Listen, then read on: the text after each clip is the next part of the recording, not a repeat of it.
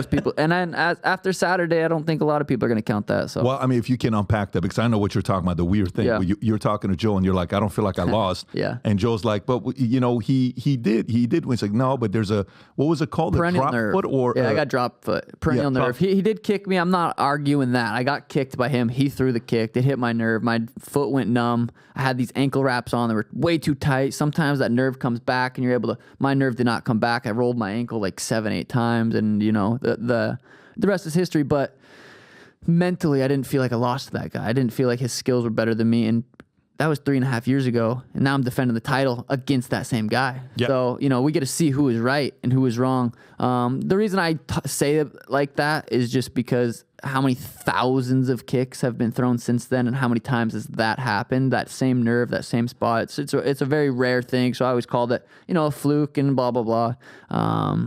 Is it psychological? Like, is it, like, for example, I'll talk to a group and they'll say, well, let me tell you, you know what? Like, I remember one time I came to one of my Florida offices, Plantation, and all the guys in this office were like, I said, why is everybody late? 30 minutes people are late. Why are people coming in so late? Is this because none of our offices are people late? Your office, everybody's late. And they said, it's a Florida thing. Pat, you don't know it's a Florida thing. I said, this is not a Florida thing.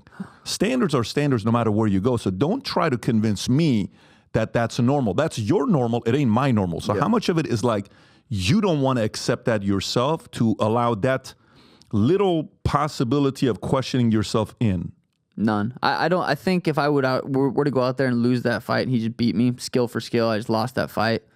I don't think it would really bother me. This doesn't really bother me either. It's just that's just how I truly feel. Like it's not because I'm trying to keep this level of undefeated. Like no one can beat me. It's not that at all. It's just the way it played out. It just doesn't feel like I got outskilled. And if you watch the fight, most people kind of see it. He was about to be on my highlight reel sooner than later. But, yeah. And let's not forget, that fight, Rob, was it in August of 2020? Yes. I think it was August of 2020, right? Like the fight was almost this is like the worst time of COVID. This is when we thought zombies are coming out, right? This is when you were like...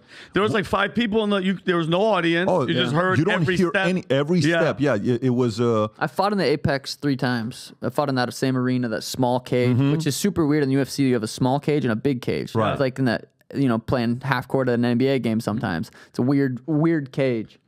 Yeah, is it a big adjustment when you're fighting in that versus... Way different. Because you're in front of each other. It's like playing half-court football or basketball. That makes sense. It's like playing... It's half the size for the most part. I think it's like 44% smaller. Who does that benefit, like in a fight? I think it would benefit like, wrestlers, grapplers, guys that want to get a hold of you. I love the big cage. That's when I fought Aljo in Boston. Big cage. My main goal, do not let this motherfucker grab me. Yeah. Make him make a mistake. Make him overcommit. Take his head off. Pretty much what I did. But yeah, it's, So Sean, since you're fighting Vera again, and it's been almost 4 years. Wow. Any adjustments? Is your camp?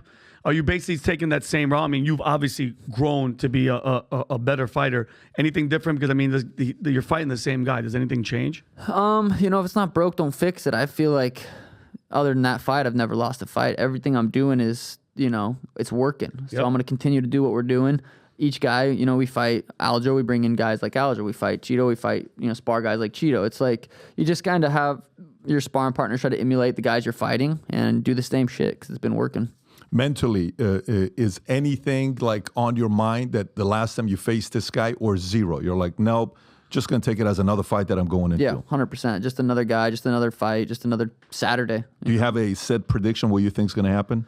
The thing about Chito is he's very, very durable. I think he's got 20 plus UFC fights, never been dropped, never been knocked out, never been submitted. All of his losses have went to a decision. Very tough guy, very durable. He's got good cardio. He's a very dangerous opponent.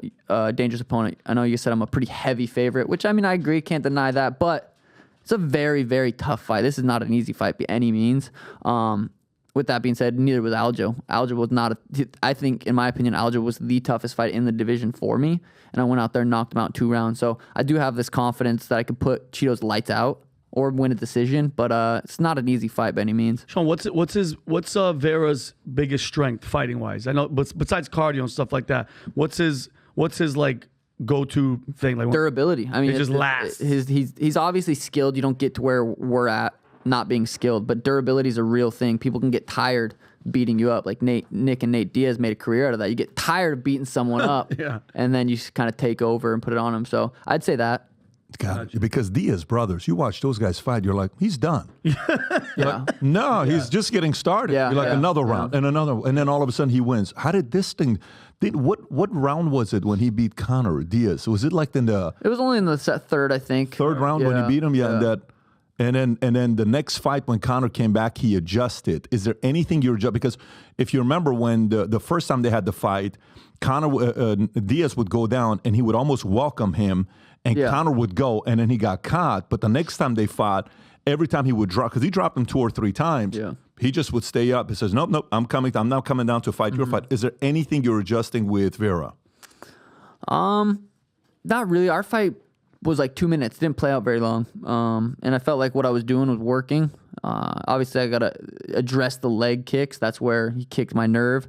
But that's with every single fight. I got to, it's like dealing with someone's jab, dealing with someone's right hand, dealing with someone's wrestling, dealing with someone's leg kicks. It's like I got to, take care of that with everybody I fight. But even that all played out 2020, 3.5 years ago. It's like I went on a tear after that fight. That was, I look at that as a blessing in disguise. Because say I go out there and beat Chito, it's like then I get rushed to the top too fast, and my career might not play out the way it's played out. So I look at that fight as a blessing in disguise. I had one of my best performances ever, one of the sweetest knockouts of Thomas Almeida, where I dropped him like 3 times. He's laying on his back. I dive. Oh, that was insane. Beautiful. Beautiful the way it ended. Fight, that fight doesn't happen if what happened in that fight didn't play out the way it did. So I've never looked at it and like, God, that just drives me crazy. It really, really doesn't. Because I was able to have such sweet performances after. That's that's the fight where you knocked him out twice, right? It's like pretty much, yeah, because you thought they were going to stop him, and you step back. The ref didn't come in, and you went back in and again, and it ended very bad for him because he was on the ground when you hit him, and you're looking at the ref like, you really want me to punch this guy? I dropped him in the first round with a nasty head kick, kind of walked off. Yeah. The dude was eyeballs were like, whoa. The ref he gets back up. I let him back up. And then the third round, drop him with the left hand. He falls to his back. I kind of walk off. The ref doesn't stop it. Jump on him. He could have stopped that fight. The ref could have stopped it, and nobody would have said anything. Yeah, that's what I'm saying, though. If he did, nobody would have been pissed off because it's like, yo, dude, you were getting in his ass. But also sometimes in certain fights, like, when they get in, you're like, what are you doing? Like, I feel like more people would have been pissed off if they stopped it. I think so. Yeah, people want to see. Even that Aljo fight, people were complaining about it being a late or early stoppage. But once the UFC comes out with this documentary they shot, and they have some crazy slow-mo footage of his eyes is like rolling back. It's like the ref's standing above the guy knocked out, watching his eyes. Yeah. So the ref's making the best decision in the moment. Okay, Right. This dude is not fighting back. People are like, yeah, but he turned his back. He was going to try to get up. It's like, yeah, but I wasn't the one knocked out. I was the one punching him, and he's the one giving me his back. What do you guys think I'm going to do? Let him up? Or, you know what I mean? Like, it's not going to get better for him because he turned his back. So if you like this clip and you want to watch another one, click right here. And if you want to watch the entire podcast, click right here.